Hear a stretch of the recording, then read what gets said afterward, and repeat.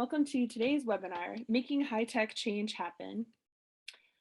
I'm Kate Hoffman, Manager of Market Intelligence at AIIM, and AIIM is your host and producer of today's event. IBM is the underwriter of today's webinar, and we thank them for their support. And thank you for taking the time to join us today. Before we get started, let me share a few tips for participating in today's webinar. Look to the chat feature where we'll share resources we have for you, and try going in there now and saying hello and where you're joining from. You can ask questions of the speakers with the Q&A chat feature, and we'll do our best to get to all of them later in the webcast. At the end of the webinar, please take the feedback survey, as we truly value your feedback on how we did today. And lastly, this webinar is being recorded and will be posted to AIIM's Resources and Learning Center page in a few days. And now to introduce our host and MC today, Kevin Crane. As AIIM's content strategist, Kevin authors ebooks and infographics on a wide variety of intelligent information management and digital transformation topics. He's the producer and host of AIIM On Air podcast, which was recently named to Forrester's 100 Best Channel Podcasts of 2021. Now over to Kevin to begin introducing our speakers and begin the webinar. Thank you, Kate. Thanks so much, and welcome everybody to another great AIIM webinar, this time with our friends from IBM about making high-tech change happen. And there's no doubt that change management is a key success factor for any digital transformation or process improvement initiative, especially when automation is involved. According to McKinsey research, nearly 70% of change management or change programs fail to achieve their goals, largely due to resistance to change and a lack of management support. This is also reflected in our own research in the AIIM 2021 State of the Industry report, where AIIM members tell us that managing change is their top challenge when it comes to digital transformation. Clearly, reaching our objectives really requires more than the technology. It takes a great effort and great planning as well in order to make high-tech change happen. Process improvement must start with an understanding of how the current process works before we begin to design any changes or implement any different solutions. To do that, process measures are essential. Measures are essential to gain that kind of understanding and ultimately uncover the gaps in the performance as it is. Understanding these baseline measures leads to better solutions, and you'll be more likely to get the funding and support that you need, and also better management with better engagement with process owners up front ensures a higher likelihood that folks will embrace the solutions and embrace the change. So now in the past, this kind of baseline assessment associated with change management used to require a lot of effort, and it still does. But the kind of effort I'm talking about are meetings and boardrooms, large whiteboards, and lots of hours of people poring over the current process, involving a lot of folks and a lot of effort. But now new process mining tools make this kind of baseline assessment perhaps much more easier and even more complete. And that's what we'll be exploring today with our guests, how process mining tools can be used to properly understand the current process, the current costs, help uncover gaps in the current process that then will lead us to more thoughtful and pointed solutions, and how all of this can be used to help us sell our strategy, gain the support that we need to really make things happen. I like to say that managing change isn't about technology. It's about new approaches and new mindsets, new perspectives that really make things happen. But in this case, we'll be exploring a little bit of both. The confluence of technology tools like process mining and the principles and discipline of change management, and how we can use both to really make high-tech change happen. So with that, I'd like to introduce our guests today, starting with David Janess from IBM.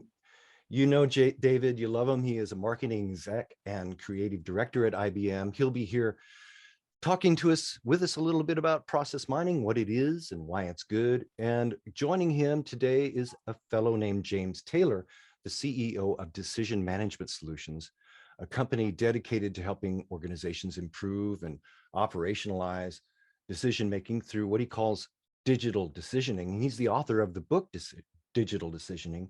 We'll find out more as he discusses task mining tools and process mining. So with all of that said, I would like to welcome David to the show. David, Janess, welcome, welcome. Tell us a bit more about your perspectives about process mining, why it's good, what it is, and how we can do it.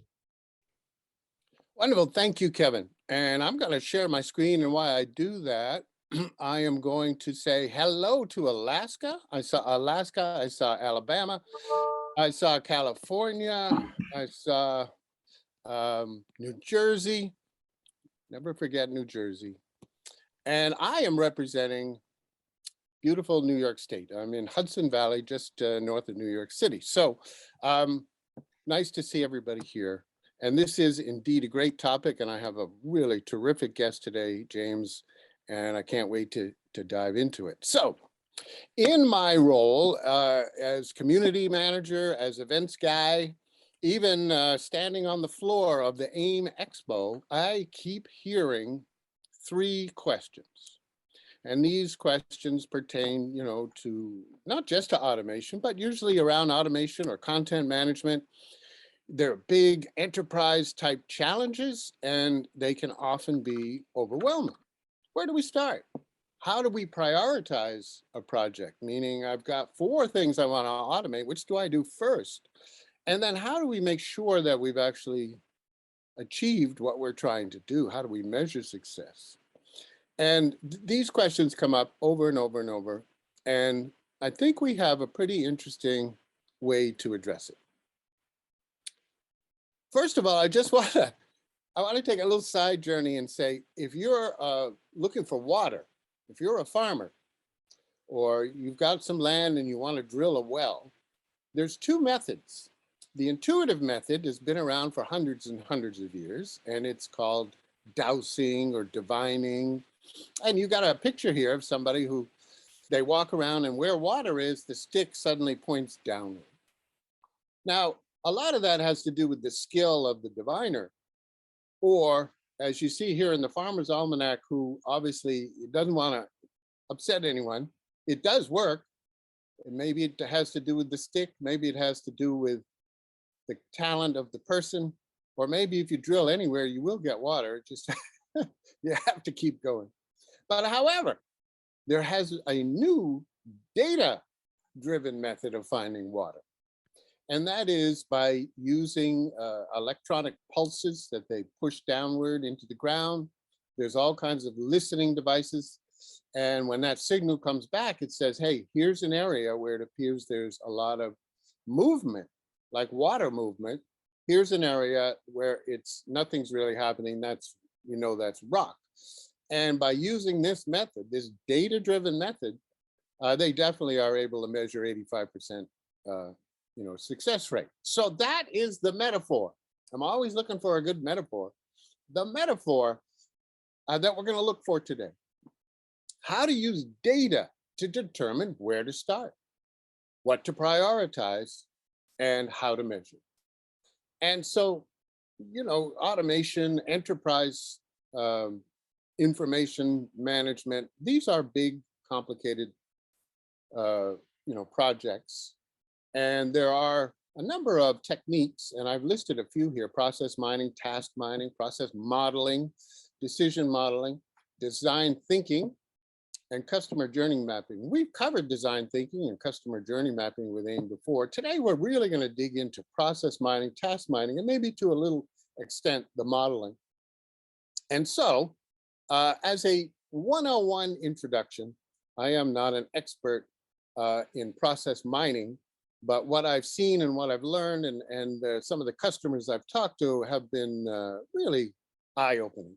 So the first thing I want to tell you is that what process mining is it uses the event logs, meaning the data from all of your systems, or at least your automation type systems. And that includes SAP, Workday, Salesforce, the IBM automation tools.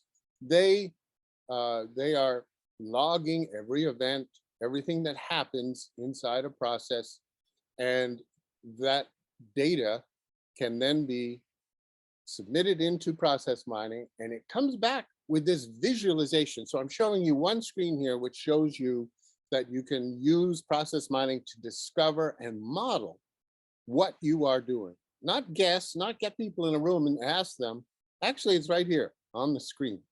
And these visualizations can be tweaked. You can choose different colors. You can use filters. There's a whole lot of tools you can do. So the first thing it shows you is, what do we got? What's going on?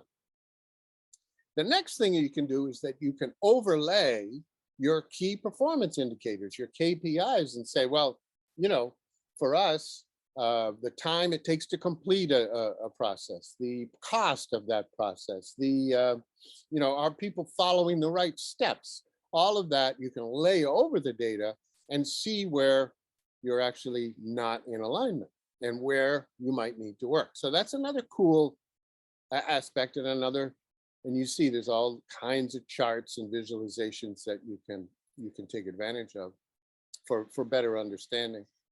And you can even drill down, use this tool to drill down into particular issues where you want to find out, well, wait a minute, what is the root cause? For example, here on this screenshot, they've changed the delivery date on the order. And when that, so why is that? Why was the date changed? Was it changed by the customer? Was it changed because there's a problem in the warehouse? Is it a supply chain problem? I mean, so you dig down, you can click here and you can start to drill down into the process and really find out the reasons. So that's another cool aspect of it. The part that I think is the best, or at least that really excites me, is that you can create a digital twin, a simulation. So you've got your as-is process that you've identified and you've got it modeled. Now you say, well, what if we were to change some things? And what would happen then? And you can start to say, all right, what if we were to automate, a little part? Let's put a robot in here to do some percentage of what the human worker is doing. The easy stuff, the low-hanging fruit, the repetitive stuff. And let's make a few other tweaks like that. Maybe we can combine a process and get a little, extra benefit that way. And then you compare the two.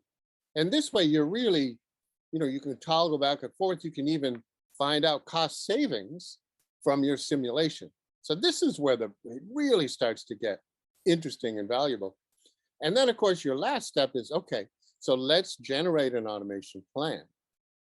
And, let's get started. And you can use this tool to help do that. So those are some of the high points, the features of what process mining can do. And now you begin to understand we're using data, we're measuring what we're doing, and we're using that to make our plan to go forward. So where do I start?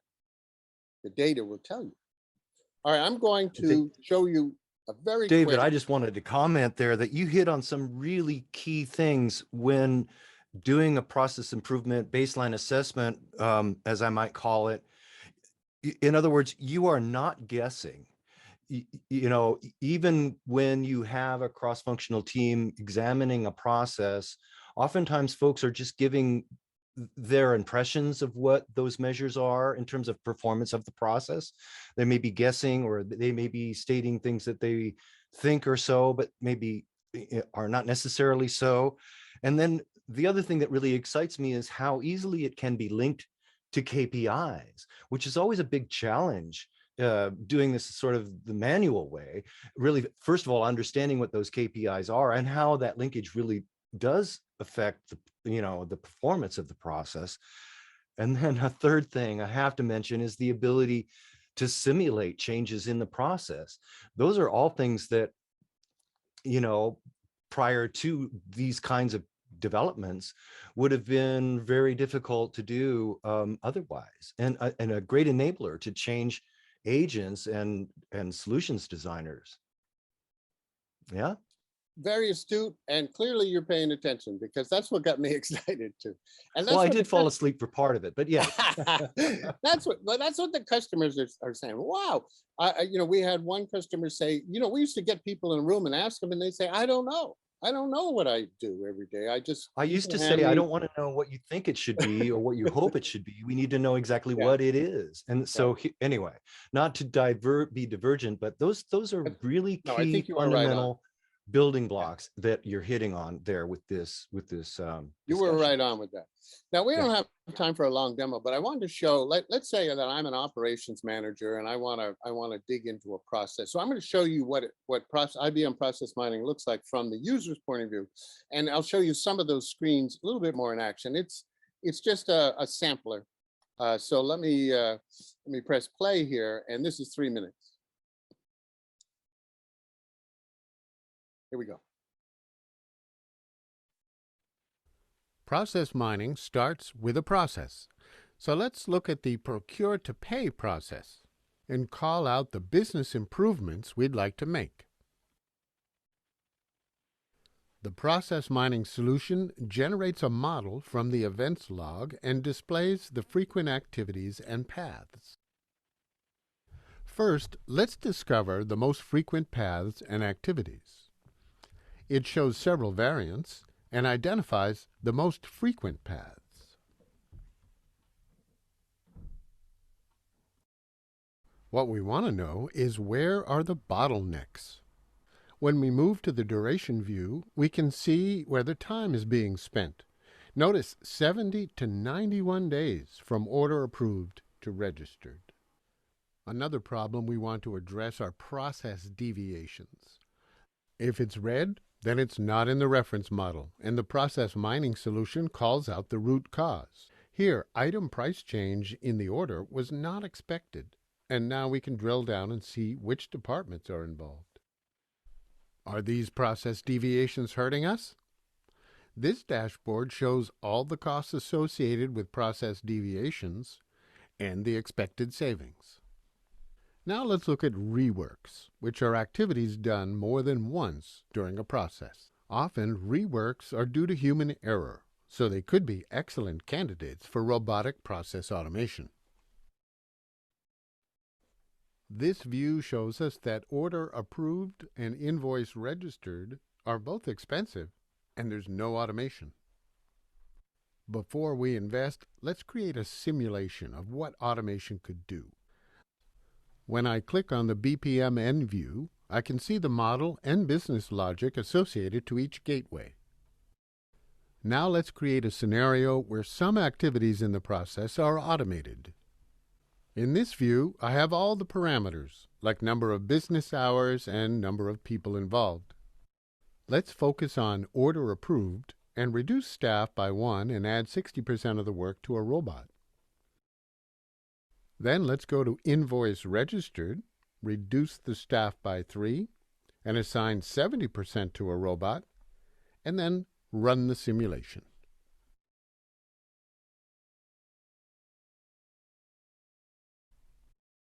In this view, we can compare the existing process KPIs with the automated scenario. We can view side by side average case lead time, average case cost, and total case cost, and even drill down into the individual activities within the process. Process mining also allows us to accumulate data over time and surface the ongoing benefits of automation. And here's the payoff. If we applied all these process improvements with automation, we can see a real basis for moving forward with the project. Now, there's an awful lot in there. I do understand that. I really just wanted to give you a sense that it's packed with all of these ways that you can manipulate data, that you can use to achieve, your objectives of trying to build out something, an automated solution. So this tool is something that James is very astute about and aware of and experienced. James has been in this business for a couple of decades now, working with companies to help them develop automation solutions. As Kevin called out earlier, Digital Decisioning is the book on how to combine business rules and machine learning. And he's recently been published in Harvard Business Review with a colleague, Mike Ross, talking about managing AI decision-making tools. And there's a link in here, and I'd love you to read this article. It is quite interesting. So I'm very excited to welcome our celebrity here in the automation world, James Taylor, who's going to share with us how to take all of these tools and put them with human beings, at work to design and get started. All right. James? Well, thanks very much, David. Appreciate the kind words. I'll pay you later. So one of the things we find, we work with a lot of companies, right? And one of the things we find often is we're trying to apply what we call sort of decision-centric design thinking. We're trying to apply design thinking principles, but apply them specifically and explicitly to the decision-making in a process. And we find that if you can take control of the decision-making in a process, you can often make the process simpler, you can make it smarter, apply machine learning and AI to it, and you can make it easier to change because you can externalize some of the drivers of change by managing those decisions. If you're going to do design thinking, it's worth sort of going back to the first principles. If you go to the design school up at Stanford, which is just up the road from me here, they used to have this big sign outside saying, "You are here," because they wanted to reinforce with students that if you don't understand where you are, what you do today, it's very hard to see how you might improve it. It's very hard to apply innovation or to change anything if you don't know what the status quo is, if you don't really know where you start. So to your point earlier, David, I mean, it's just like you have to know where you can start. And as both of you were pointing out, that there's a challenge here, which is people often don't really know how some of these things are done, right? And we see this a lot. So we like to use tools like process mining because it gives people a view of, okay, this is what's going on, and you start showing them these things. And like, take that example, why is it taking me so long to approve a request? Okay, well, how do you approve a request? I don't know. How do we approve a request? And they've never really captured how that works. And so we start to really focus them on these pressure points in the process. But there's a challenge, obviously, you have to know what those pressure points are. So the process mining really gives you this opportunity to look at these things. And it's often not where you expect. So we did some work with a client recently, for instance, and they're a logistics company. They have to manage a lot of routes with pickups and drop-offs and so on. And they've made all these investments in various kinds of digital technology to try and improve this. And we started looking at the process and where people spent their time and what that time investment was. And we found that the dispatchers were spending an enormous amount of time trying to figure out why there was a problem at the current stop on a route. And they were using data that existed before the problem occurred, right? So they're looking at all these different reference systems and so on. And we said, well, look, we could use something like RPA to pull all that data from these different systems, and then we could decide which ones are relevant. We could help you identify which records in your existing systems might apply to a potential stop on the route. So you didn't have to go wading through all these tickets and information to find out what might be relevant. And so it turned out that's where they spent all their time. It wasn't talking to the driver, it wasn't talking to the customer, it wasn't trying to sort of fix the problem. The problem was trying to wade through all the sort of background material to figure out why there was a problem. Is there no one there to open the gate? There was a ticket placed saying, don't deliver between these hours because there's no one there. It should have been missed.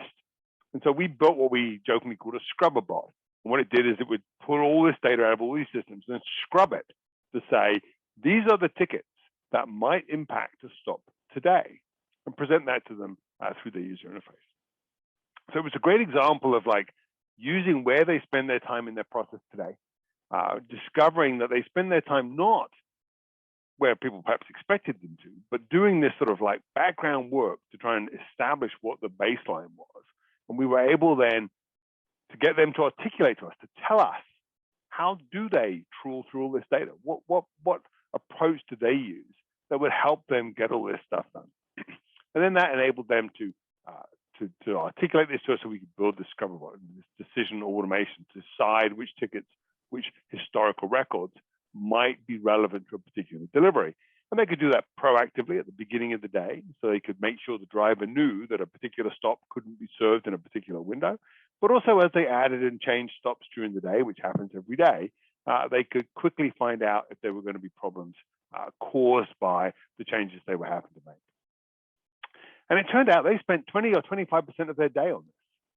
That's literally how much time they were spending, scrubbing this data to try and figure out what data was relevant to a particular problem. And so there was a huge potential to start saving that time once we realized what it was. And it wasn't where the digital team was going, it wasn't where the analytics team was going necessarily, but as soon as you started analyzing the process, you could see this is where they were spending their time. And their time was being spent deciding something. And so you could say, okay, well, how do you decide? Let's see if we can change that.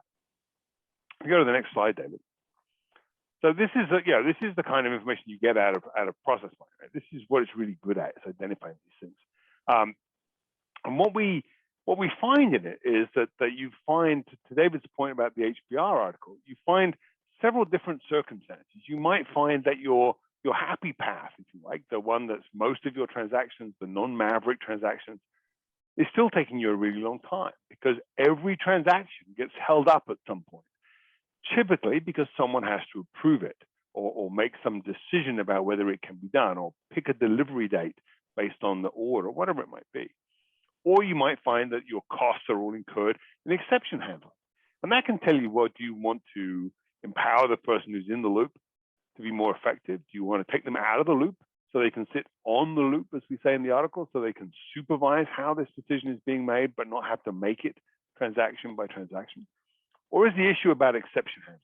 How do you decide that you need a human in the loop, that you're deciding, you're not taking that, making that decision very accurately? So process mining really helps you identify all the different ways where you can apply the technologies that are available to you. And this is really important for organizations that are trying to get into machine learning and AI, because our experience is it's really, really hard to apply machine learning and AI to a process. Machine learning and AI are decision-making technologies. They're about how do I predict something so I can make a better decision or a more accurate decision. And if you don't have those decision points identified in your process, if you don't know how you make those decisions, well, then you can't get very far. Now, one of the great things about the IBM Process Mining tool is it will do a first cut. It will, as David showed you, attempt to tell you what some of the rules are that you're applying.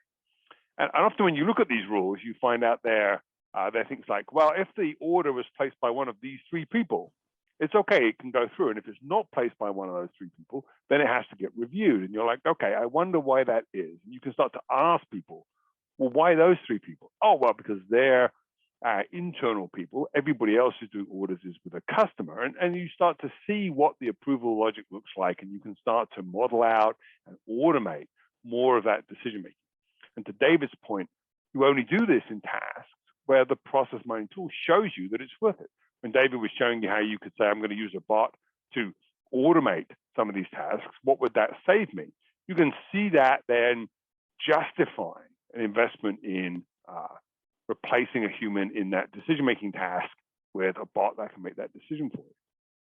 And it wouldn't typically use RPA for those more decision-making tasks, but you're connecting a decision service, a decision-making component, using RPA so that you can straight through process more of those transactions as you go.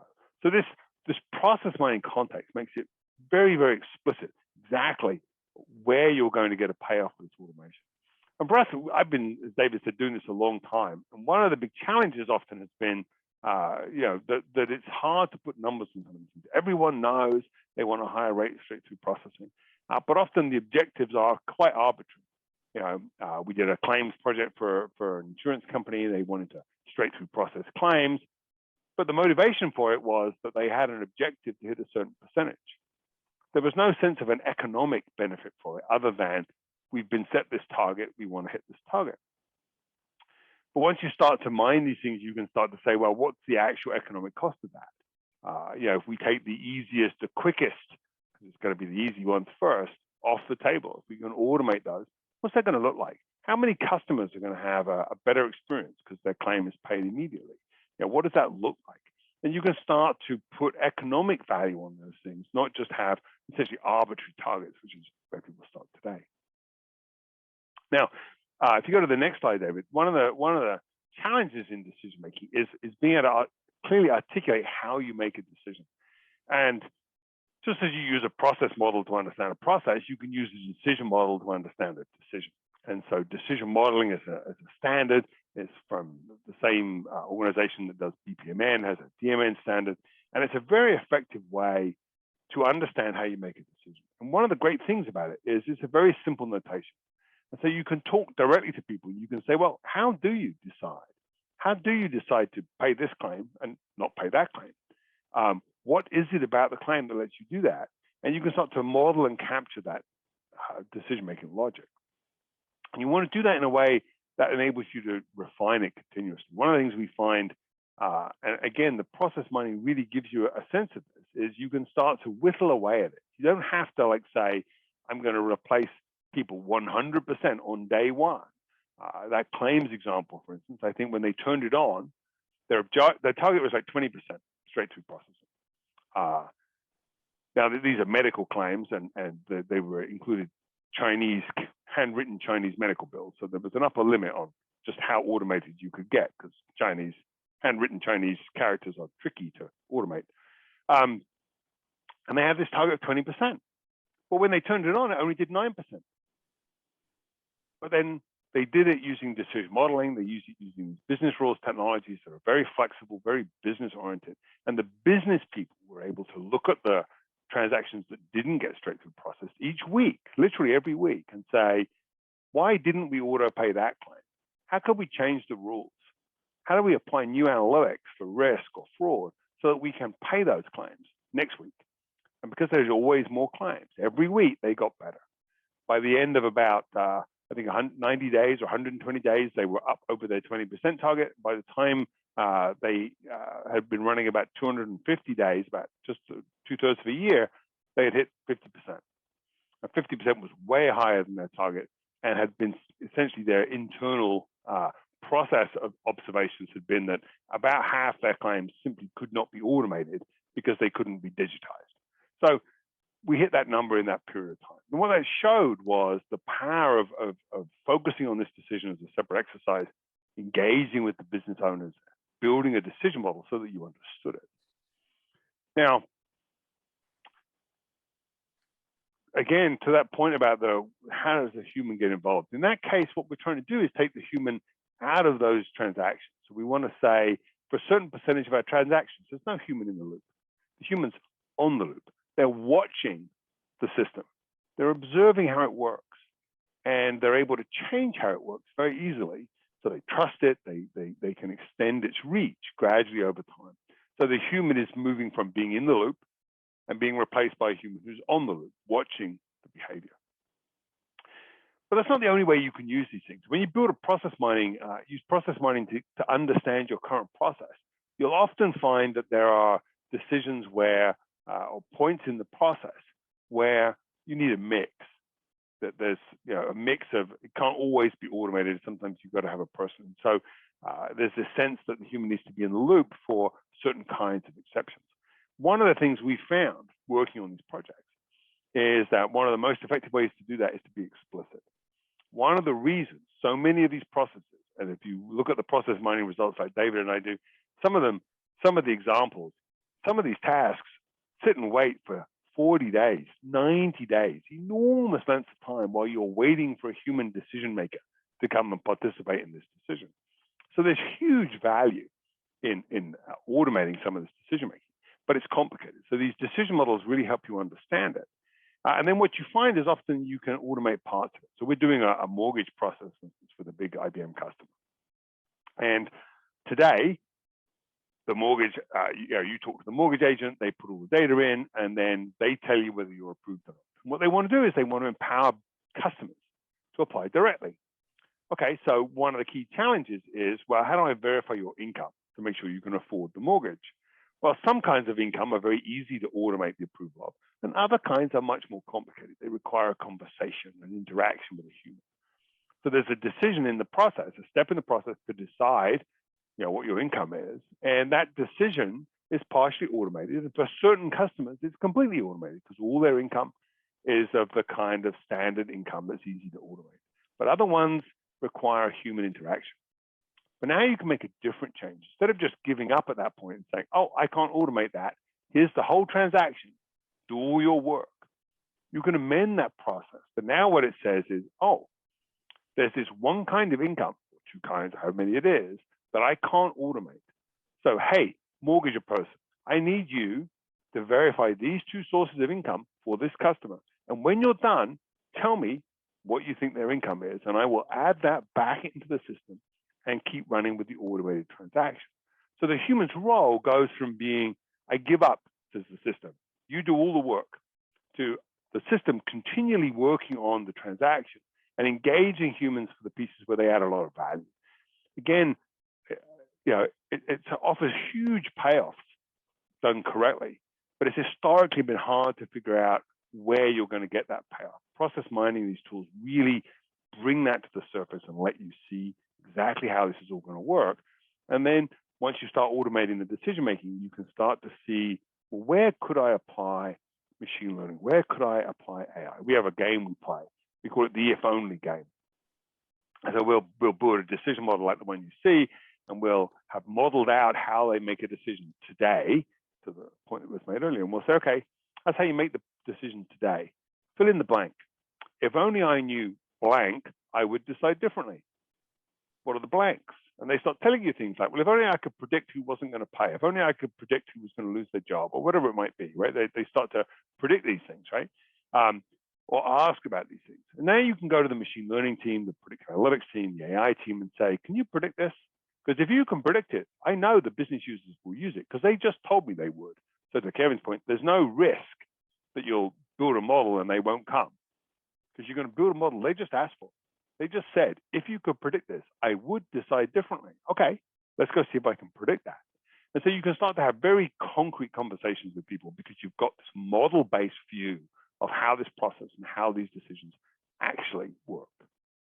When you go to the last James, I think that's a great Oh, point. That concrete conversation, I think, is where often the difficulty can be. Our AIIM members tell us that oftentimes it's difficult to just put together the proposal itself, or really put together the what their proposal should be in detail that will be successful in gaining the support they need.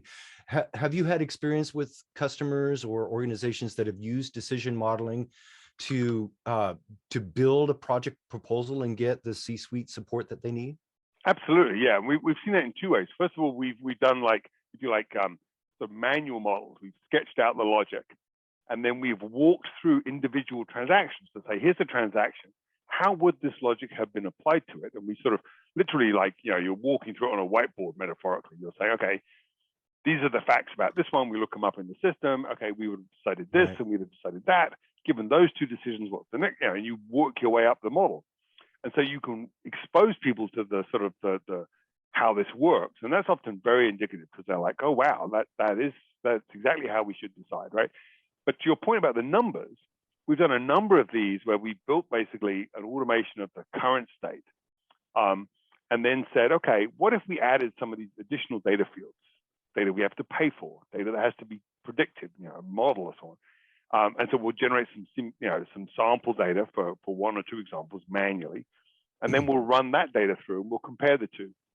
Say, well, without that data, we had this one argument, for instance, a customer said, we're not sure, it was disability claims. We're not sure if we should buy this external data or not. It's kind of expensive. And we said, okay, so we ran a whole bunch of transactions through without it, historical transactions, ran it through the simulation without the data. Then we ran it again with the data. And we said, okay, this is the number you would have straight through process without the data. This is the number you would straight through process with the data. What's the cost of a claim? What does it cost you to manually process a claim? Okay, it was 5% or something, 5% extra get processed automatically if you buy the data. Is the data, what's the cost? Well, the cost of buying the data for a claim was like 1/100th of the cost of processing a claim manually. So it was there was a clear ROI of, okay, great, now we can do it. And the problem with decision making is because it's opaque in most organizations. They don't know how they decide. It's very hard to run these kind of calculations. So analytics teams will come in and say, oh, we could build a model that would predict this for you. That will save you a ton of money. Well, Maybe it will, but maybe it won't. Well, Right? and as long as it's clearly linked to the KPIs of the organization, now you start building a case that will resonate with decision makers. Now, yes. James, I know I want to turn it back over to David for just a few more minutes before we open it up. He's got a final Q&A. Yeah. All right. We do want to invite questions from our attendees today. So please feel free to start thinking about what questions you might like to ask David and James. You can feel free to type those into the Q&A feature here, and we'll get those up here in a moment. But David, you have some examples to kind of put a bow on all of this. I do, but James has one more piece he wants to I have one more thing I just want to say. So what we're doing here, all this conversation we're having with Kevin and David is trying to build systems that are more autonomous, that act on your behalf the way you want them to behave all the time. Right? And the example I like to use is the Mayflower autonomous ship. If you're not following IBM's work with the Mayflower autonomous ship, you should be. It's very cool. It's very fun. This is an autonomous ship. It sails itself, and it's got all this machine learning and AI and everything else. But fundamentally, what it does is it has an engine in it that says, what are the regulations I have to follow? What are the best practices that sailors have told me? Real sailors, I've met some of them, have actually told the system how to use. And how do I combine that with my sensors and the data I'm getting from my environment and all my predictions so that I can navigate safely in the Atlantic? And you need to start thinking that way about your systems. You need your systems to be autonomous, to do things on your behalf. And the process mining and this analysis will tell you where that's going to have a payoff. But you need to start thinking in terms of this technology exists. It works. It's worked a long time now. Can I start to make my systems more autonomous, deliver better customer service, manage my risk, and do all this without having to constantly have people in the loop delaying things? David. Well, indeed. Thank you, James. And I thought that's a great way to end it. That's what we're doing. We're building the autonomous business, which is good for customer engagement. It's good for cost savings. It's good for a lot of things. James, here's his contact information. He is, as you can tell, a true expert on this, loves to engage. Do reach out, decisionmanagementsolutions.com. And there's a Lego ship here, James, that looks just like what we looked at. Yeah. So people who ask questions will win a kit. So I have a bunch of these kits, a little Lego autonomous ship to remind you to build autonomous systems. And if we get good questions from people, or even mediocre questions from people, as long as they're real questions, not like, can I have a Lego kit, we will happily send them to you. So that's the sort of payoff. If you follow Kevin's advice here and say, I got a question, I'm going to ask these guys a question, then we will send you a Lego kit and you can build your own autonomous ship. It'll be a lot easier to build the Lego kit than it is to build a real autonomous ship, trust me. But it's kind of fun to do. So definitely. Right. Well, thank you for that, James. And I wanted to tell a story here of how a bank in Italy has used process mining and the kind of benefits they got from it. Just to bring this whole story home, it is, as we've learned, it's complex. There's a lot of discovery. There's a lot of conversations that people have. All of that was involved here. Credito Emiliano is the full name of this Italian bank. I think it's one of the top 10, top 15 banks in Italy. One interesting line of business they have is they offer lending to cheese makers, Parmesan cheese makers, and they hold the cheese as collateral in a big warehouse. And so the cheese is aging, which it has to do anyway. And so you see these big warehouses full of cheese, and it's a bank. It's hilarious.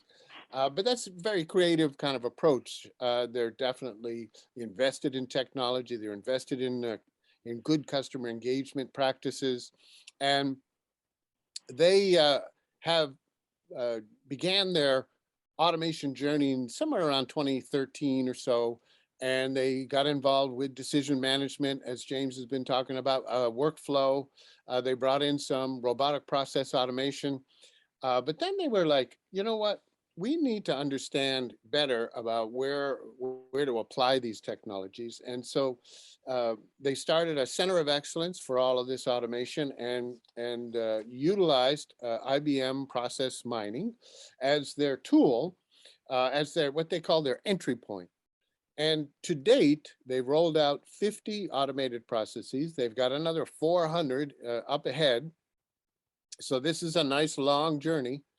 And I sat in recently on a conversation with the CIO from Credem Bank, and I'll just quote what he said. He said, "We have a clear picture of our processes now. We can identify the best opportunities and use the data to manage and optimize automation, using accurate monitoring to speed decision-making and accelerate our digital transformation." So not only did they use the process mining to determine where to start and how to automate, but they keep it running to monitor their automation and to optimize it, to tweak it, to make changes that they need to continue to move forward.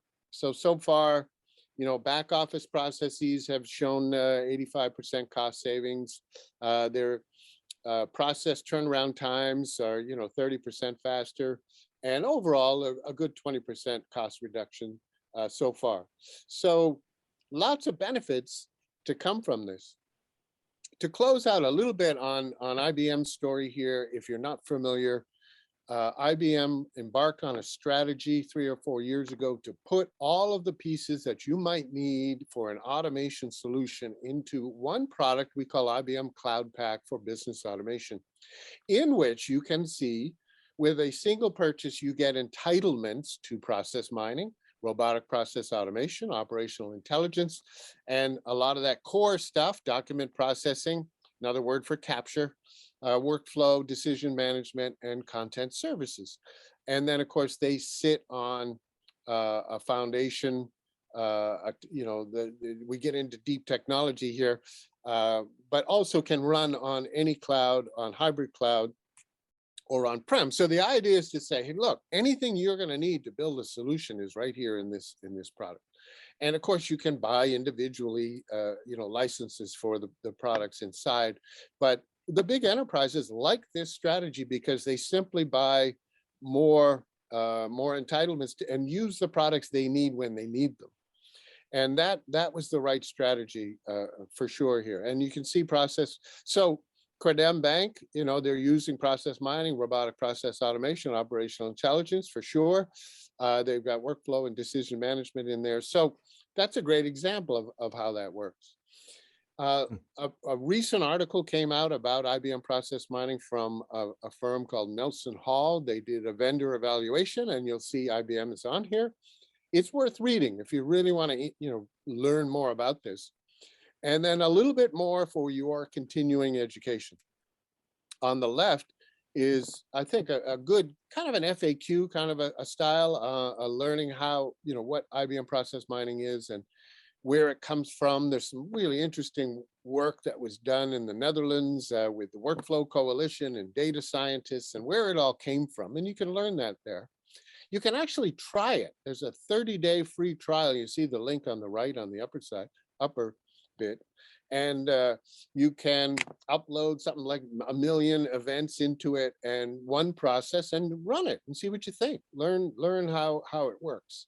And then, of course, come to our online community. There's a process mining topic group, and there's some subject matter experts writing there. There's a number of things that you can benefit from by going there. So there's 3 links, 3 things to think about as you want to broaden your education on this process. So that gets us, Mr. Kevin, to our questions, whether or not anybody's going to get a ship or not. Since I'm sharing my screen, if I open the Q&A panel, I think we'll see them all. So I wonder if you have any interesting questions there, Kevin, that you could. We do indeed. And I want to thank you, David Jeunesse from IBM, also James Taylor, CEO of Decision Management Solutions. We do have some questions coming in from the audience. And indeed, perhaps they center around perhaps the same idea. Lynn is asking, is the tool agnostic? Does it work with all data types? Can the process mining tool, such as the one you've demoed, be used with data that is not normalized in a database? How does the quality of the data impact the usefulness of the tool? And Edward has also been asking something along those lines. What are the inputs to the tool? What is the link between the diagrams and the data that is input? Where is there a tool that monitors human activity or something that is analyzing timing of data elements involved in the workflow. So tell us a little bit more detail about, is the tool agnostic? Does it work with all data types? How does that work? It works with data, and it needs, these event logs are generated by these enterprise systems. I mentioned at the top that IBM Process Mining comes with connectors to SAP, to Workday. I think Oracle is in that mix, Salesforce, all of these IBM automation tools, or at least most of them, and more to come. And of course, if you have a data scientist that can do some data cleansing and feed it in from other angles, you can do that as well. So there's definitely a starter situation, and of course you can keep adding to it. Is that your understanding as well, James? Have you seen Yeah, that? very much. I mean, and I think one of the things that we see is interesting is often there's a sort of core set of events that tell you what the basic shape of the process looks like, right? There's sort of got to this step, then this was the next step, and this is the next step. That's typically, you can get that from transaction logs in databases, or as you said, from the applications, right? And then what you can do is you can start to enhance that data set with properties of the transactions that are being processed. So you can say, well, transaction ID X was submitted by this customer, or was in this region, or so actual sort of properties of the transaction, because sometimes that's material as well. And typically you do that as a sort of second pass. So once you've got the basic shape, you can enhance that data with additional fields and start to see if those are affecting, in fact, it's all the Italian transactions go down that path, and all the French transactions go down that path. Okay, well that's that kind of stuff becomes clear as you go through. So you need a core set of data for sure. And obviously the more data you have and the cleaner it is and the better, easier it is to link, the better. But yeah, it's pretty agnostic. And it's, you can get a lot done with a relatively, long but narrow set of data, is my sense. Well, what a fantastic and enabling tool. How complicated is all of this to set up and learn? Do I need to have a skilled process mining specialist on my team now? How easy it is for me to adopt it into my efforts? That's another excellent question. We every time we come out with some new stuff, then the first thing the customer says, "Oh, now I got to go get a container expert." Yes. Right. There's a lot of elements in here that I think are a business analyst could use, but I think you would really want to have a data scientist on your team. Have you? And again, I'll defer to James, who's really more on the front lines with these kinds of activities. Have you seen sort of a partnership between data scientists and, I mean, that's how it was developed. Right. BPM people and data scientists got together and came up with the ideas. So.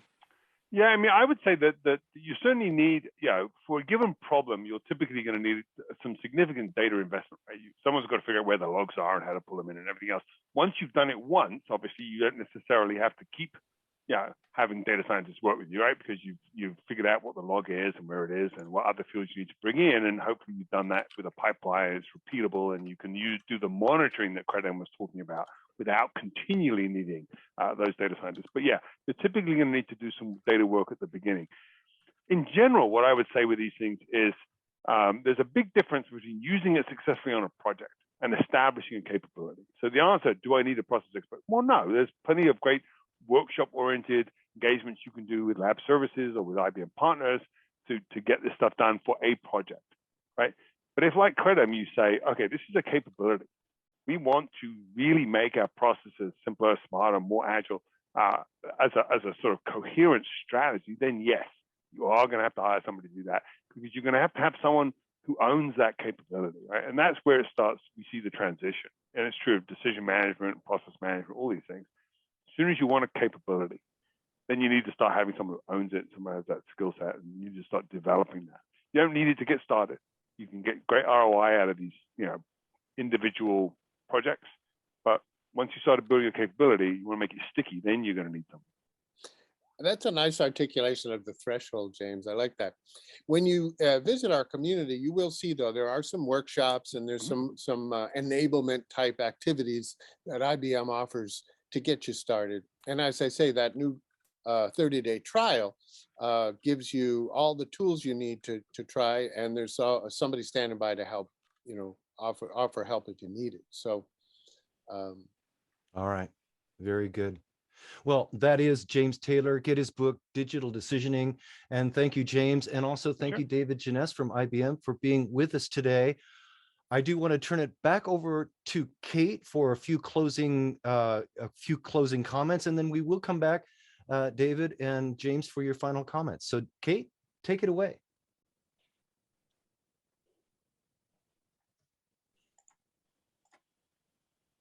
Are you with us, Kate? Did we lose Yes, Kate? sorry. You hear There me? you are. Yep, I'm just messing with you. So I just wanted to remind you all about our AIM Plus membership today. AIM Plus offers information professionals a robust collection of educational content and enables you to foster personal and professional connections with a buzzing community. We offer the freedom to experience all of AIM's training for as long as you need it, and we offer monthly or annual subscriptions are available. So go to aim.org/AIM Plus to sign up. And I just want to say we're getting to the end of our webinar. So a few last reminders. We've recorded this webinar so you can catch anything you want to hear again. Look in chat for the resources, for additional resources from IBM, and you can also take our feedback survey. And I want to thank you to our underwriter, IBM. Without support from our solution providers, we wouldn't be able to bring you free educational programs like our webinar.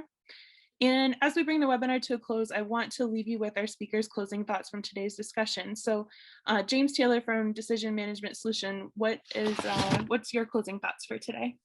So I guess my closing thought would be that you could build more autonomous systems that will do things for you on your behalf, that will work for you while you're asleep, while you're doing something else, while you're doing something higher value.